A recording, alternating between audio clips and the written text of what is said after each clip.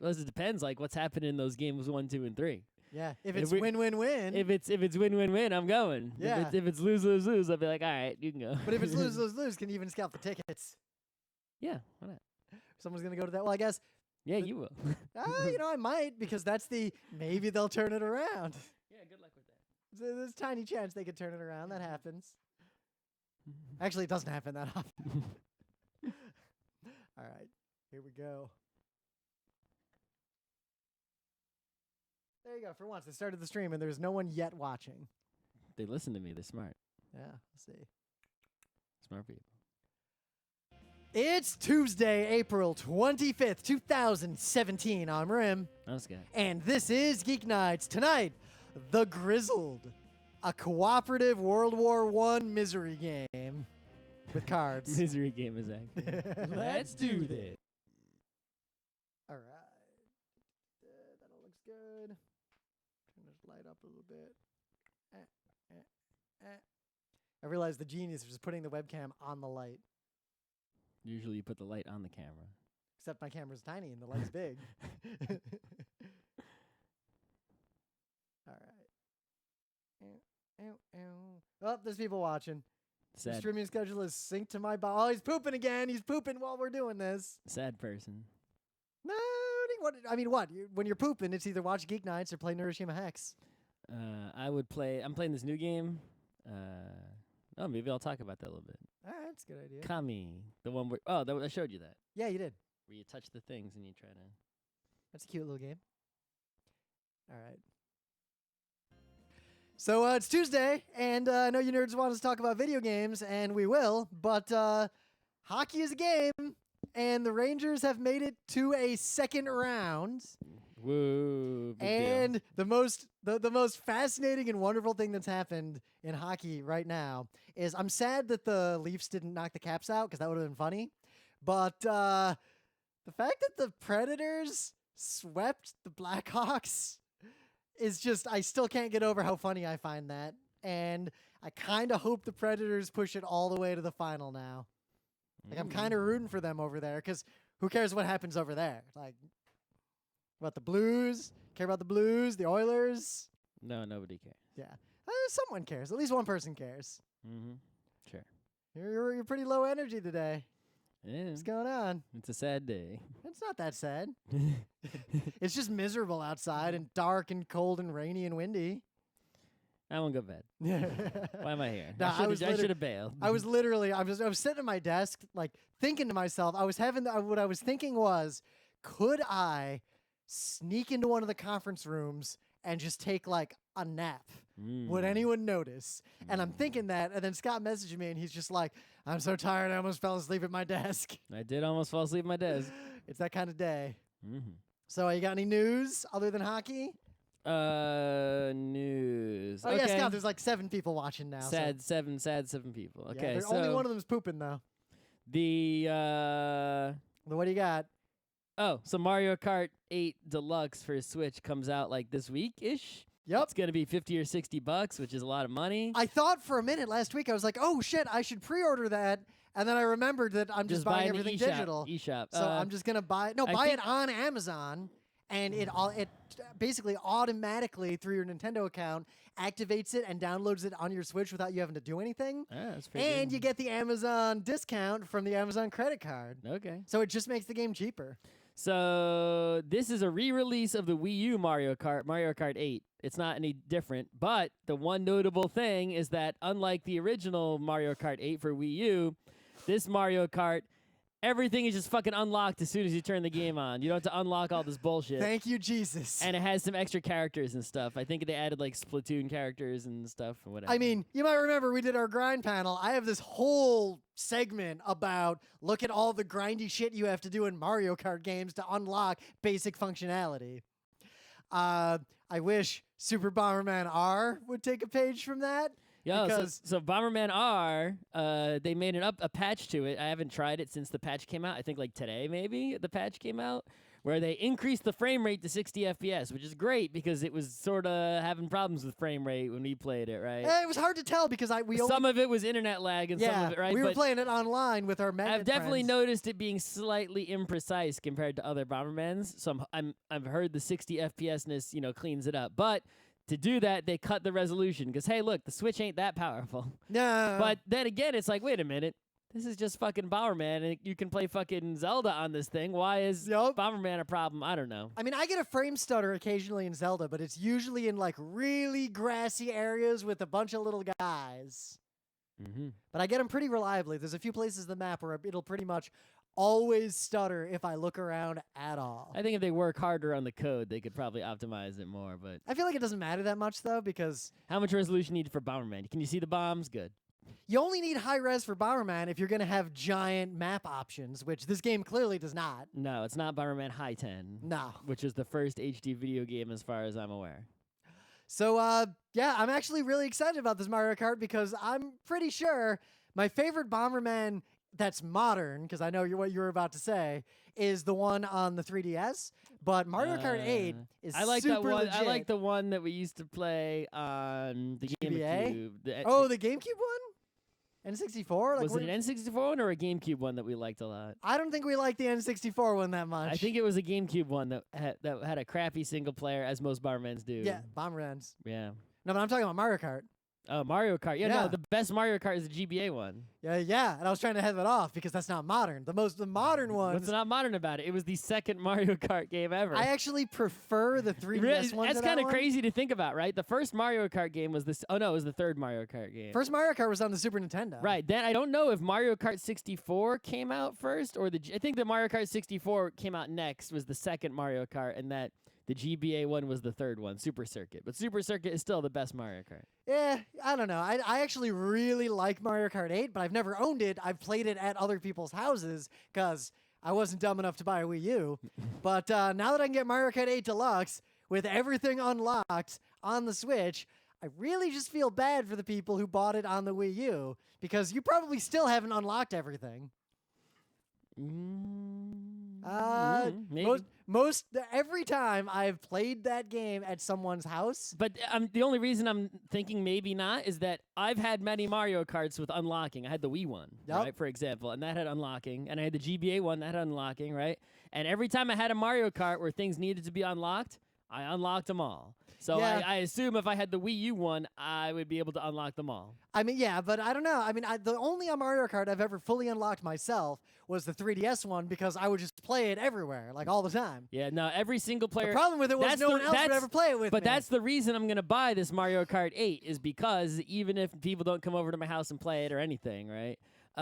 Every Mario Kart I've ever owned, I have played and beaten all the single-player cups on 50, 100, 150, and I think this one has 200 cc. Yeah, it does. And every single course, first place, all right, and every single course. So I feel like if I did that on all those Mario Karts, I'm going to do it on this one too. On the 3DS one, I went further and went after the ghosts real hard. On the GBA one, my ghosts, if they're still in there, are perhaps unbeatable. Dude, in the era of snaking, I made some fucking snake ghosts. Well, this was in a no-snake, real skill Mario Kart. Hey, snaking was a skill. It was just a very painful and annoying one, but it was a skill. Sure. If you don't think it's a skill, let's race. You want to play? Yeah, let's play GBA Mario Kart, the real Mario Kart, and see who wins. Let's play. Let's do a tournament of every Mario Kart to see who's the best overall across the entire Mario Kart. That's not a bad idea. I'm saying that's not shabby. Yeah, That's pretty good. that'd be a good live stream event. That's pretty good. We just got to get emulators set up for all the odd Mario Karts. I think we could probably manage to get a copy of every kind of Mario Kart. Yeah, I don't have a working Super Nintendo physically though. We'd probably No, we could just that. emulate that one. Yeah, I don't have an N64. We can emulate that too. Yeah, those emulators aren't great though. Also, Mario Kart 64, people might hate me on this, is the worst one. I agree. You It might is the worst one. think that like the Super Nintendo one. the ones that are broken with snaking are not as broken and stupid as that N64 one. Yep. Plus, if you didn't snake, the ones with snaking were actually super great in a lot of ways. The Super Nintendo one, while it is bad, it also gets bonus points for the fact that it was the first one and that it did a lot with the Super Nintendo and the Mode 7 graphics. So in some other news, you guys probably are familiar with G2A, We've talked about them on the show occasionally. If you've never heard of G2A, they're like a sponsor of lots of streamers, and that's like how people know about them. Yep. But they are bad dudes. Yep, You should not patronize G2A. I unendorse them. Yep. Do not give them monies or use their website. The official ever. GeekNights anti-endorsement. Yes, official. We were not paid to anti-endorse them. Now, basically, there's problems ideologically with what they do, but there's also problems ideologically with having problems with what they do. So if you don't know what G2A is, it's a website where if you have keys for games and you don't want those games, you want to sell them, you can go there and sell your keys. You can also, if you want to buy a game, you can go there and find someone selling a game key, and you can probably get the game cheaper than it would be on Steam or anywhere else. And you know what? In principle, I think that's totally okay. Well, in principle, it is pure market arbitrage, just like if I buy usually like tax badges. Right. If I buy a Humble Bundle and there's a game in there that I already have a copy of, and none of my friends want it, and I can't give it away to anyone, I'll put it on G2A. I'll sell it for like $1, and it's like, what's wrong with that? Nothing. I think nothing is wrong with that. However, well, nothing's wrong with that except in the general context of the way the world actually works today. Oh, whatever. But that hurts publishers, but it favors gamers, which is I think is fine. Well, ideally, it hurts publishers in the same way that libraries hurt novelists. Exactly, right? But, they think it hurts them a lot. But G2A does something else, which very much does hurt everybody, and that is just allow criminal activity to happen on their service. So it's a bunch of different levels. So one of the things that often happens is CD keys will be cheaper in a place where the currency is worth less, and they will arbitrage that. Mm-hmm. So someone will buy a shit ton of Russian keys and sell them somewhere else. Yep. There have been a bunch of stories of people just fraudulently hitting APIs or otherwise getting keys that the publisher never got money for and just selling them. Yep. And the rabbit hole goes, you can read up. Like, you can sell any game key on G2A. So what if you find a way to get a game key that works, but no one ever paid for that game key to the actual game maker person? They also extort, as far as I can tell from these articles, game publishers in that they will sell your keys anyway. They'll only give you a tiny cut if you sign up into their platform and let them be legit with your game. Mm-hmm. But if you say, fuck you, we don't want to do business with you, they'll keep selling your keys, and they won't give you a cut. They do things like they have fraud protection, but you got to pay for it. Yeah. And it's just like, wait. You're going to just basically allow illegal activity unless we pay you to stop allowing it? Shouldn't that just be a thing that you do? So you can read this article. That'd be like Gmail, like making you pay for the spam filter. The news isn't that they exist and are shady. You can type that into Google and you're going to see that. Right. The news is that they were at a large game conference recently and they had a panel, and the panel looks like Well, you had to keep in mind, this panel was coming hot off the heels of, I think that they were doing some sort of thing with, is it Gearbox maybe? I think it's Gearbox. And then there was a backlash on Gearbox, like, what the fuck are you doing with those G2A guys? And Gearbox was like, you know what? We're not doing nothing with those piece of shit G2A guys. Yep. G2A, we demand you do all these things, otherwise fuck you. And G2A was like, no. So then they were like, well, fuck you then. So then they have their panel. And then this panel shows up right after that is in the news. And they stupidly, I feel like at this point, people who are at the center of controversy where they are probably at fault, there's like a playbook of how to not make it worse. And I feel like a lot of these people have never read that playbook because they opened it up to audience questions pretty much right away. If you're getting berated, we don't take audience questions and we're usually getting applauded. Yep. If I'm getting berated, why would I take questions? I mean, the president of our country currently doesn't take questions because he knows that would be a shit show. But that's one of the only smart things he does.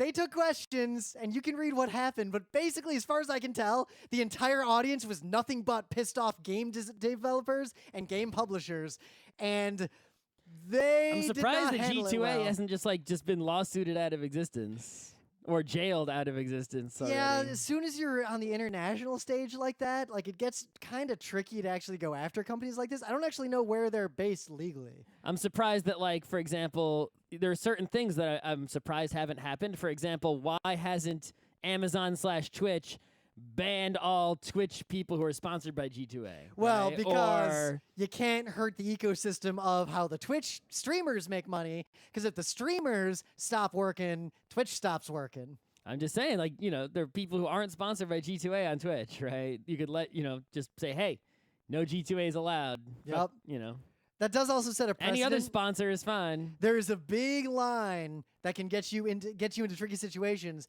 if you start taking editorial control of things that you've previously claimed are open and are automated. That's the reason why, like, a lot of social media platforms won't just ban Nazis, because then they might get sued by other people who say, hey, if you can ban this kind of content, you need to ban this other kind of content that might be illegal in my jurisdiction. We'll So there's see. a lot of reasons why people like to just not take a stance. Independent of if that's right, that's the reason. But do it anyway. you can read this article. There's some video. This panel did not go well for them, and it's pretty funny. So there's that Fig thing, right? Which is like the Kickstarter, but you actually are investing in the game somehow. Yep, Kickstarter for equity. The way it works. Actually, do you know how it works? I can explain really briefly. This is the rare time when my knowledge of video games and my knowledge of capital markets actually combine. There's actually some sort of organization that's allowed to invest, and they invest, and you're buying a piece of it? No. So it's actually way better. So there was I think it was the Jobs Act under Obama. A thing that it did is that previously there are certain kinds of things you are not legally allowed to invest in unless you are a so-called accredited investor. That means rich person, right? Accredited investor means that you either meet some other specific requirements or generally you have a net worth personally of more than $1 million, not counting the house you live in. So, rich person. Yeah.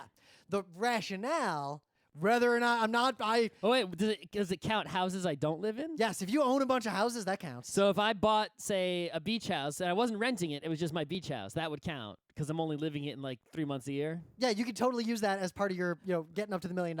But the house that I'm actually living in 9 months of the year, no good. No good. Okay. Because if you just live in an expensive house, you can't be like, yeah, I'm a millionaire. No, your house is worth $1 million. What if I live in 7 houses, each of them one day of the week? I don't know. I'm not going to express any opinion on whether or not that is a good regulation, but that's the thing. It is ostensibly. Well, I mean, there should be some sort. I mean, it's ostensibly to prevent regardless people. of the details, there should be some sort of rule saying who's allowed to invest and who's not. Otherwise, you get scams going around, tricking old ladies into investing in things and stealing all their money. It's the producer's situation. Exactly. They're trying to prevent people who stand to lose their entire livelihood from investing in complicated things. So you can buy stock without being an accredited investor. That's not very complicated. Yeah, because there's a lot of protections around like what stock is and all these sorts of things. But like putting money into private equity, like just buying a chunk of a company, that is so much riskier than even people who think they understand it realize. That the government basically said, no, you got to already be rich or you cannot play in this field because this field is full of literal mines. And I can say that because the dictionary says that literal now literally means figuratively, but I digress. So the Jobs Act, a part of it basically allowed for the concept of crowdsourced investing, meaning you basically need an accredited investor to negotiate the terms of the specific investment, and I believe themselves invest in it. But then, legally, any number of other people who are not accredited investors are allowed to invest directly as long as they have the exact same terms as the accredited investor. So one person who ostensibly knows what they're doing made an investment. All right, but anyway, so the actual news here is that Fig has done a bunch of things using this method. The current one, though, is a new XCOM-ish game from the person who made original XCOM, right? That's kind of a big deal. So there is a newer XCOM game, right? That's not bad. It's a great game that I don't like, but I don't have anything I can really fault with it. And it's a good game. Right, but it's, those games were not made by the people who made the original XCOM, just the same publisher or whatever, right? It's not, So now it's like, oh, here finally, after a bunch of XCOM clones and actual games with the XCOM license, we have a game not called XCOM, but basically is an XCOM game from the XCOM creators themselves, the same peoples who made XCOM back in the day. Now, it's interesting because the things that, it's kind of like with Team Fortress 2, like before, the things that made the new XCOM, the legit one, way better as a game were the things that made me less interested in it because I kind of enjoyed the weird fiddly bullshit of the old game. So when I heard there was new XCOM coming, I kind of wanted the old fiddly bullshit. I wonder if this game will be the old fiddly bullshit, and if so, I wonder if anyone would like it except people like me. Screenshots look too good. Yeah, we'll see. We'll see how this goes.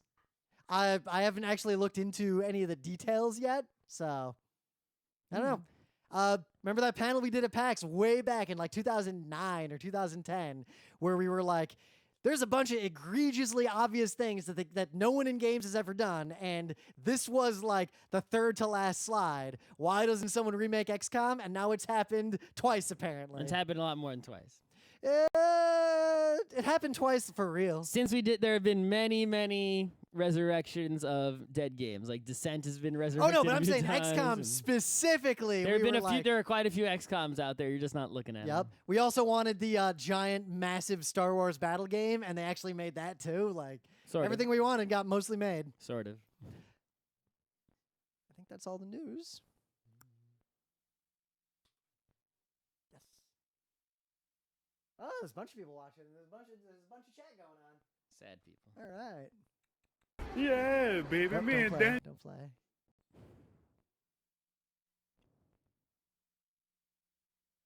Yeah, baby. I would skip to the next video, which just looks like him doing the same thing in a different restaurant. Oh.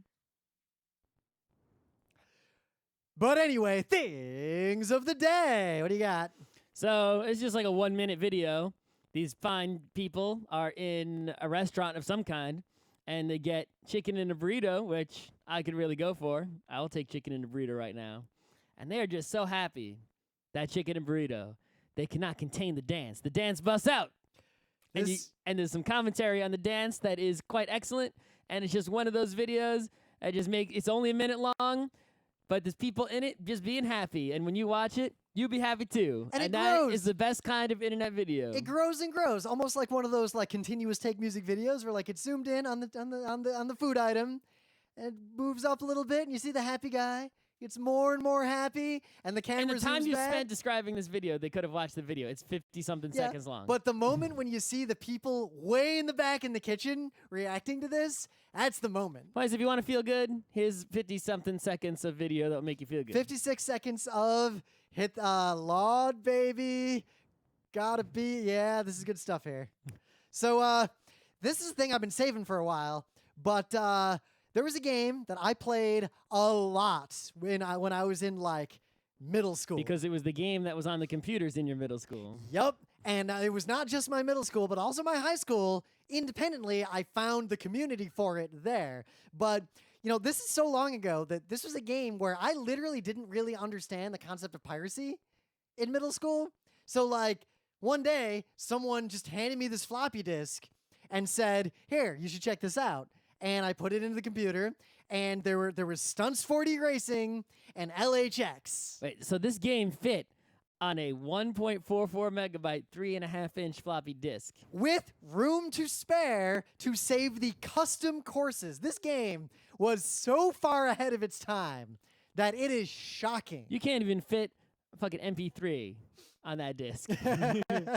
One song. You ain't even getting one song on there. Dude, you can And yet- barely fit a modern Word document on a floppy But you disk. fit this whole goddamn game on there. You probably couldn't fit a website on there. Stunts 4D Racing was a fully 3D, like legit racing game with giant maps, and it had a full map editor that is way more comprehensive than you're imagining.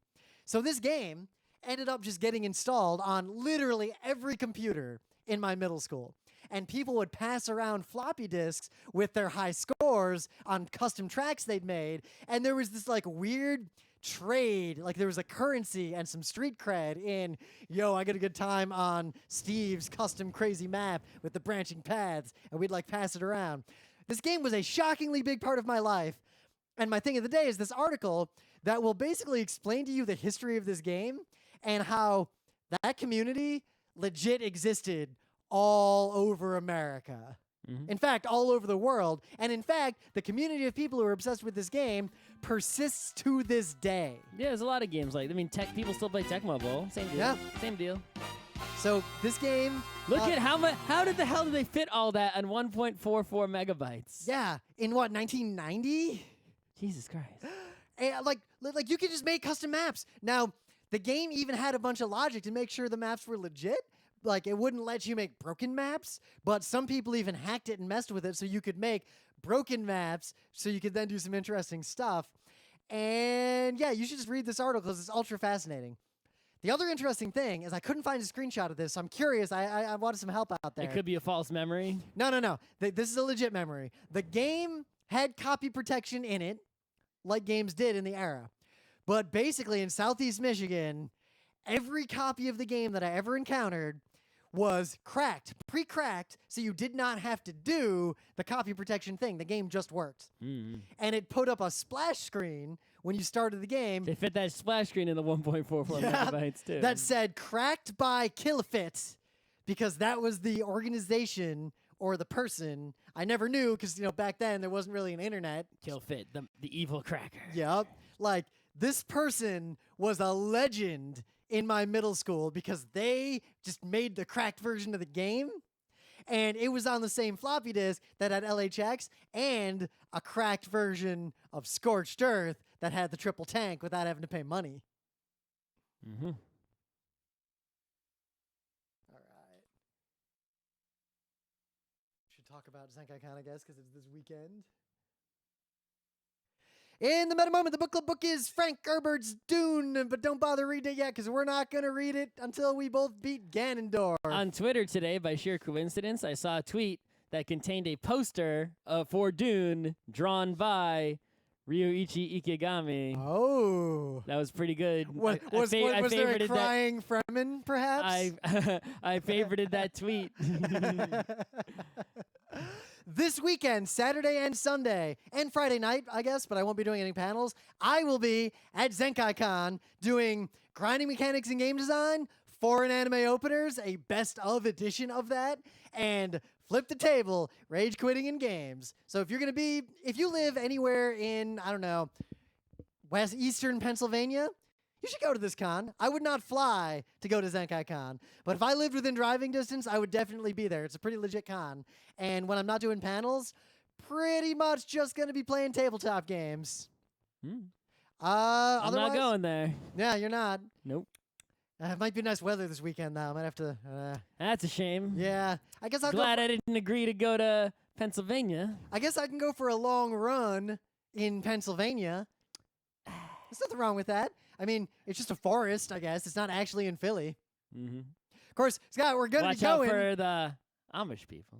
We're going to be going to Pennsylvania later this year because there is, in fact, a new PAX. Mm-hmm. And we're going to be at it.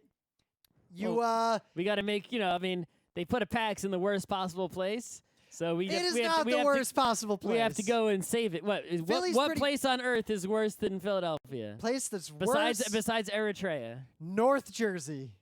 No. I would rather, if I were stranded North Jersey, somewhere, for all its shittiness, actually has quite a bunch of nerds there. So does Pennsylvania. But those are Pennsylvania nerds and not Jersey nerds. If I were forced to live in Philly or in, I don't know, most of North Jersey, I would actually choose Philly, but I would not be a Phillies fan or a Flyers fan. Why would you do? I would basically never follow sports again. But Just keep PAX being a New Unplugged York is a legit, for real PAX, but it's tabletop only. Dun, dun, dun. That's a big deal for us because 99% of what we do at PAX is tabletop. So this is like, if you're like us, this is just PAX distilled. Mm-hmm. It's like a main line. It's the heroin of PAXs. Other things. You should check out our channels on YouTube, Twitter, Facebook, Instagram. Scott's streaming a lot of stuff. I'm streaming a lot of stuff. We got channels. And also, if you're having trouble finding them, it's not hard, people. We got websites, and we got, you can find it if you want to. And also, we are live streaming most of the GeekNights episodes. Yeah, on don't watch YouTube. that, though. So there are 18 people watching this right now. That's too many. It's 18 too many people. One of them is watching it while they're pooping, which that's a better thing to do than so nurse your head. 17 and a half people. Yeah. But we do live stream the show and other things. And the only other announcement I have that a lot of you have been bugging me about, still like I've got the pipeline for new Utena episodes worked out. Simultaneously, I've been hit with a ton more copyright takedown notices, and most of them are from the anime companies, and they're block notices, not just monetization. So if that keeps being a pain in the ass, I am just going to kill the Utena show because I'm not going to deal with that crap. Half of Radio Free Equestria is already taken down, and I've lost the appeals, and I'm just giving up on that shit. So No, you just got to click the final button that says sue me. nah, unless you and I sign a contract splitting our liability. No, we'll just Because have legally, only I am liable because it's my YouTube channel. let's just make an anonymous YouTube channel and Nah, actually, anonymous YouTube channels are kind of a pain for a lot of reasons, and they'll just get the same DMCA takedown notices. then we say, yeah, sue me, deal with it. You can't do that unless you give legit contact info. Why don't we call these companies up and talk to them? Yeah, we could try to call King Records is actually one of the most reasonable ones. They pretty much are like, oh yeah, sorry dude, fair use every time. Anyway. Why do we could settle. We don't need to, right? Everyone gets hit by copyright stuff, right? And then they always the company comes up to them and is like, look, we're not going to sue you. Let's settle. Why don't we go to them and say look, we won't drag you into the obvious fair use if you settle with us. Yeah, the problem is because fair use is such a garbage precedent, it's not actually obvious, and it's playing Russian roulette if you go into court with that stuff. We don't. We're not going to court. We're just sort of threatening to go to court. Yeah, we're we'll saying see. we're saying hey, settle with us. This is fair use. Are you sure you want to come after us? Look, just let our videos be. It's not like we. I feel like that's only a threat if we also say, also we're both super rich and we have a lawyer on retainer, and we actually have to have a legit lawyer on retainer Right. who sends that letter. Couldn't we also just not put clips from actual Utena in the thing? I feel like that really minimizes the usefulness of the show. Couldn't we though. just distribute it on BitTorrent? That's a pain in the ass. I just don't want to bother. I could do it. It's not a pain in the ass. I'll do that. Yeah, but it also then we have no idea if anyone even watches it at all. Who cares? I don't know. You can make the show yourself. If I'm not putting it on my YouTube, pretty much not bothering. See, this is what I'm talking about, people. Right? Rim's always telling you to watch because he's only doing this for his ego. I do pretty much everything in my life for my ego. I'm just making stuff because I like making stuff, and I don't care if you watch. And because I know the stuff we make sucks, I'm telling you not to watch. You know who to trust. I'm very open in my motivations. See, Rim doesn't actually care if you're happy or entertained or whatever. He just wants, to have you fawn upon him. I assume if you're consuming anything we I make, actually care about your well-being, and that's why I say don't watch. I pretty much assume Don't if be you're watching Rim's our tool. stuff, either you are entertained for some reason, or you've got an angle and you're about to sue us and you're just gathering information. It's one of those two things. Anyway, we got some main vid action. Yeah. Where did I put that BGG link? Or did I close it? Oh, there it is.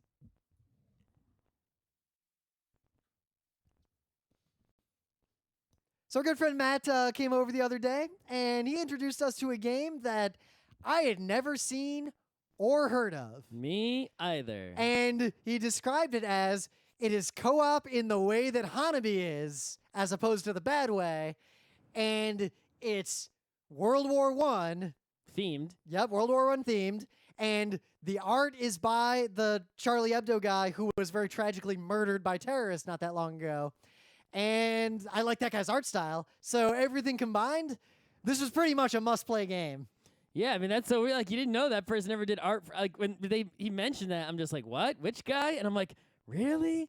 That guy did art for a card game? And you look at the art, you look at this art, and you're like, oh, yeah, obviously. Yeah. And the art is great. Like this game, if nothing else, if we said nothing about the mechanics, the theme and style is just perfect. Mm-hmm. So there aren't that many World War I games that aren't just horrible, war glorification simulators of very specific battles. That old Grognard's play. Yeah, usually, we have one. We have that one that we've never actually played. We've read the rules Isn't that 4 a times. Civil War game? What? No, that's literally like the Verdun battle stuff. Okay. That game we've got. Mm. We've never played it. Maybe we should. We could do a live stream of us playing that Grognard game. Anyway. But the gist of this game is that you are all a bunch of World War I soldiers. But the game is not about fighting the war. The game is about not dying until peace breaks out. Your only goal. So it's a much more accurate World War I simulator. Yeah. So it's a co-op game. and it has like pretty good information economy, but basically challenges come up and you have got to keep making sacrifices until eventually either you die or peace breaks out, and that's it. Mm-hmm. It's a really good game, and it is one of the rare co-op games that involves parsing information and intentions from other people without having any of that fiddly Shadows over Camelot. I am sure that we can make it through the battle. Mm-hmm.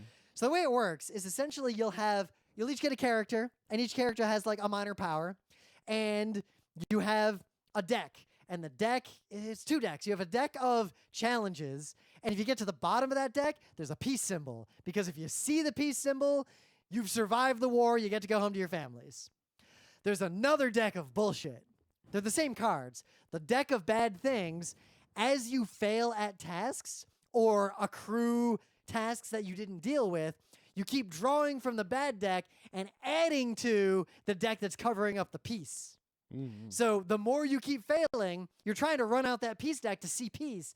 But as you mess up, cards just keep coming on top of that deck, making it harder and harder and harder.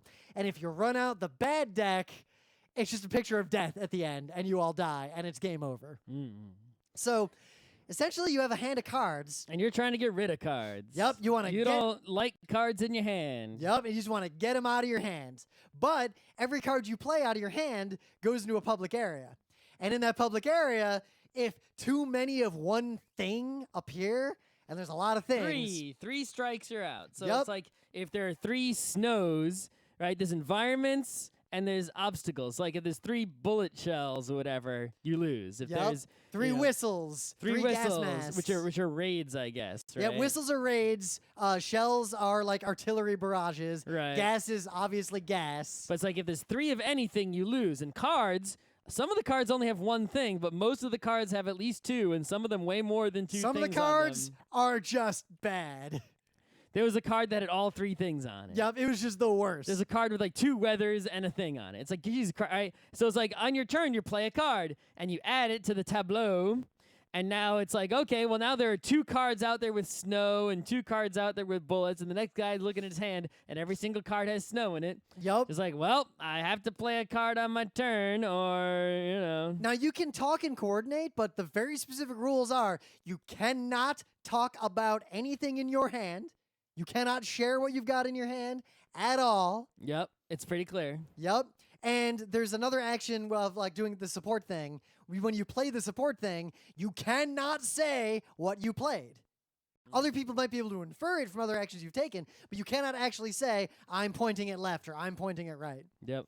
So on your turn, you'll either play a card from your hand, and as long as you don't hit 3 of one of the bad things, then That's the play good. just continues, and you're trying to get rid of cards. And more people can play more cards now. Or you can withdraw. Mm-hmm. Withdrawing means you don't play any more cards. Everyone else keeps going around, but you're safe. You don't have to do anything else. You're But if out. you still have cards in your hand, it's less than perfect, right? Yep. Ideally, you would withdraw after playing your entire hand of cards. We were never able to do that, Yep. except maybe round 1. So the way the game actually is structured is there'll be a team leader, and the team leader essentially makes a bid. Like, how big a task are we going to go after? How many cards are we going to start with in our hands? Yep. And then you're going to You draw want the to pick a cards. higher number because if you go through more rounds, the game is much harder. You want to beat the game in less rounds. You want to play more cards in fewer rounds in order to be able to win. If you do if you do little rounds with just a few cards each round will be easier to deal with, sure. But every round you're getting more cards in the evil deck, and it's just like, Yep. you have to pull off like a round of 5, 6 cards, something like So you that. got to be very tactile about it. Like, if you had a few bad rounds in a row, you got to take on a really easy challenge to try to clear the decks. Because the more cards you have in your hand, when you all finally withdraw, because you keep going till everyone's out of cards or everyone withdraws.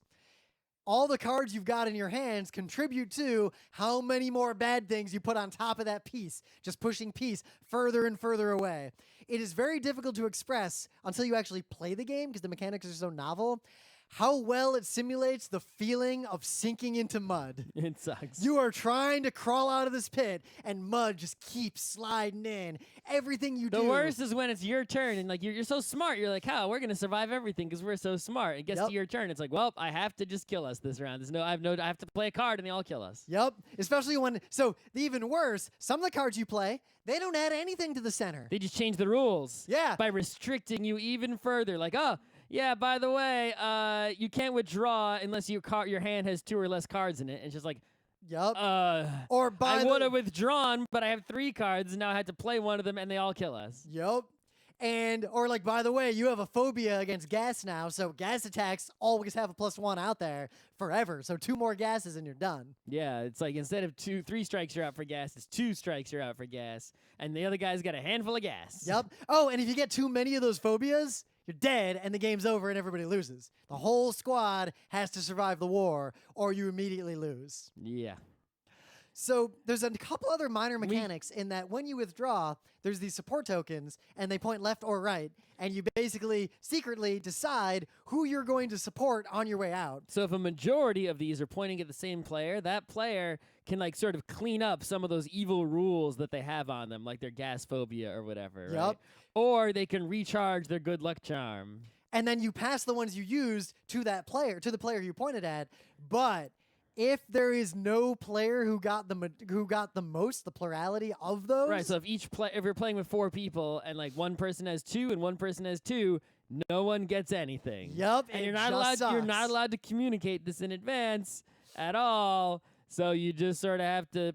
Majority of people have to support the same person. Yep. Knowingly. Every character has one sort of cloverleaf, like a good luck blow it power, where you can blow this power once and get out of a tricky situation. Like you don't have to play a card. You can remove a card from play. Like you can blow it once. There's a way to get it back, but essentially it's like a one-time, oh crap, I was lucky that time, but I'm okay for now. And there's also a pretty nice mechanic of there's these speeches. And every one of them is like literally a speech bubble from a comic that has the first sentence of the kind of speech that you imagine like a corporal would give to his troops in World War I when they're trying to hunker down and survive an artillery barrage. Mm-hmm. And you got to give the speech. You give a short speech, and then you can help one of your friends out.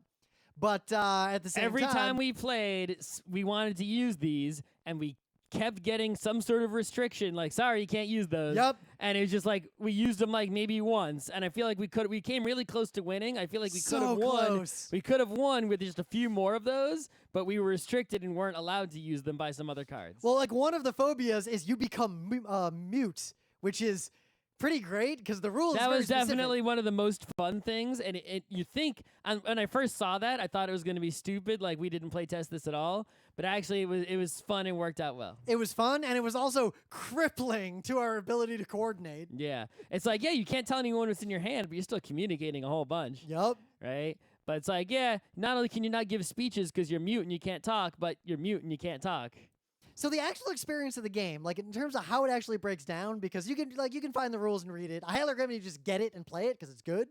But what you're basically going to find is that the game is this very delicate balance of trying to figure out. Each of you has some information, but no one has the full picture, and you argue with each other to decide how much of a challenge to take, knowing that you need to take more challenges in order to survive, but at the same time, taking a challenge bigger than you could actually deal with could be disastrous. Mm-hmm. And it really just has I this... wonder, I guess that obviously wouldn't work if we just picked like some enormous number, like 10, and like, just drew the whole deck. All right, so unless we clear the whole deck in that one go, which mathematically is impossible, I believe. I believe it is. Then great, we withdraw, Mm-hmm. and then we get... we draw the entire rest of the bad deck, and death breaks out instead of peace. Right. But I just really appreciate, this is such a good example of a game that perfectly melds the theme of the game and the mechanics of the game. Yeah, you could. I mean, this game is so doesn't have a lot of components. You could have easily put any theme on this, right? It could have been like, surviving pretty much anywhere or anything where there's some sort of pressure and you need to sort of, get through, right? Like, Yep. it could have been some sort of trek, like get across the Dude, jungle. I could make this a or- game about a data center, and each of you is in charge of a server. Right, you can't have 3 heats, and you can't have 3 losses of power. You Heats, can't have 3 power, hard drive crashes. Yep, hacker. Right, it's like pretty much any situation. You could apply this to anything, but the World War I works really well. But yeah, but and just so perfectly mechanically. But 2, it is very interesting to me to see a game that is about war, that is not about fighting the war and Yep. not about winning the war. Mhm. You literally do not give a shit how the war is going. It's also very rare to see a game with a war theme that is co-op. That's not just team versus co-op. Yup. It's actually 100% co-op war. And where the theme is just, we're in this together, war is hell. Right, because like most of the war books and war movies that I experience in my life are, just shows the suffering of war, right? It's just one side and how shitty war is, and Yup. war is the worst, right? And it's not about fighting necessarily all the time, right? But when you look at games, the games of war are always, much more in line of, glorifying combat and such, Yep. right? And about winning and losing. I mean, the not idea about that the reality of war. It literally doesn't even matter what side of the war these soldiers are on. Right, I'd like to see more games, both video and tabletop, that are about war is bad, the same way that movies and books are about war is bad, like, Johnny Got Your Gun or whatever, right? Yep. As and less games that are about war, let's win and kill everybody. I mean, this is basically All Quiet on the Western Front, the game. Yep. Just and it feels very like you throw down a gas cart and it's like, gas attack. We just got to make it through. Oh my God, guys, we just got to make it. Come on, just over that next hill, and then we're all dead and it's over. We never survived the war. Mm-hmm. Also, a very perfect thematic bonus. There is literally one card in the entire deck that is not a bad thing. There's the Christmas card. All right. If the Christmas card comes up, it's free parking. Just nothing happens, and the next player takes their turn. That is the best possible thing you can do, is have one turn where one player does not make things worse. Mm. Oh, there's also that trap mechanic. So the game also has some push your luck aspects, and some of the cards, not only do they have a bunch of symbols on them, but they got this trap symbol, meaning you then flip over another card from the face down deck. It might just kill you. Yep. Do you push your luck when you're near winning the game? That could be disastrous. There is a lot of pushing your luck going on. Yep. So, I mean, I don't know what else we could really say except that this game is pretty unique. I have not seen other games that are quite like this. No. And that is the primary reason why I think I want to recommend it to you. And independently, I actually had a lot more fun with it than I expected to. Yeah, from no, we initially played reading it. the We played it rules. a second time. Yeah. Because after the first time was so good and we didn't win, we were like, we'll try again, and we still didn't win, but it was better. And I actually do. I'm probably just going to buy it because I want to play this. This would be a good game to play after Quartermaster General. Because Quartermaster General, which I also love, It's also war. it is war, but yeah, we're fighting the war. Of course, it's actually an interesting take too, because it's just the logistical and strategic side of the war, but not actually fighting. It's a way zoomed out war. Yup. But it's 3-on-3. But it is, but it is also still, we are fighting this war to win it. So I think we should play this game afterward to cleanse the palate and remember, oh yeah, war is awful, the end. All right. And we're done. We do the Patreon thing. Do it quieter. No, I'll do it even louder. All right, first things first, I got to change to the other camera thing so I don't show all the back end stuff of Patreon.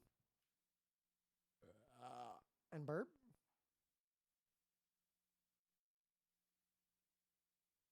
All right, let's see. Patron manager.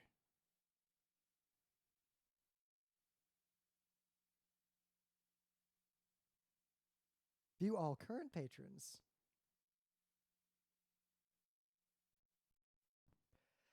And the Patreon patrons for this episode of Geek Nights are, in the order of money they give us on a continuing basis: Rebecca Dunn, Nicholas Brandow, Alan Joyce, Heidi McNichol, Amanda Duchette, Great Job Emoji, MyStadia.com, William Eisenrose, Jeremy Miner. But I was going into Tosh Station to pick up some power converters.